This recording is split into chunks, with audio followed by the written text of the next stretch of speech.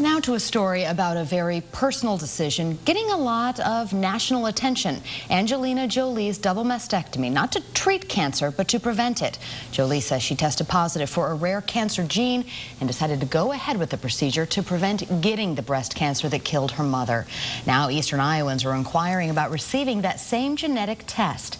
And Julie Thompson, a genetic counselor and nurse practitioner with the Helen G. Nassif Community Cancer Center in Cedar Rapids, joins us now. Julie, thank you for being here to talk about this top-of-mind topic for a lot of folks. You're welcome. So explain the BRCA gene. It's the BRCA gene, and what this is actually a gene that everyone has. We are all born with BRCA1 and BRCA2.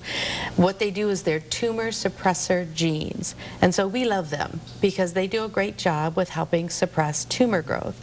And the problem comes is when one of those genes has had damage to it or a mutation.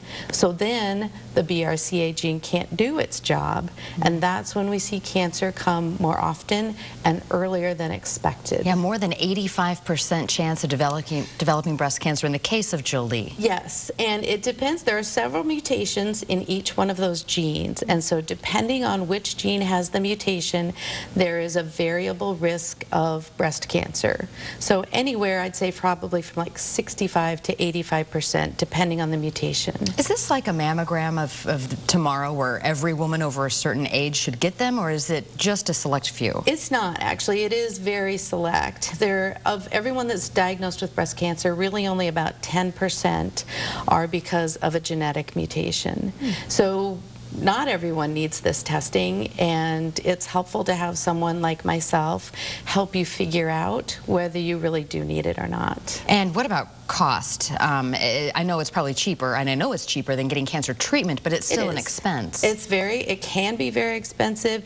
If it's out of pocket, it's right around $4,000. And that's just the test, not the surgery. Correct. That's just the testing. But insurance is very good about paying for genetic testing if there is a good cause for it. And that's something that I would help folks figure out. All right. Well, Julie Thompson with the Helen G. Nassif Community Cancer Center, thank you so much for talking about this topic. Thank you.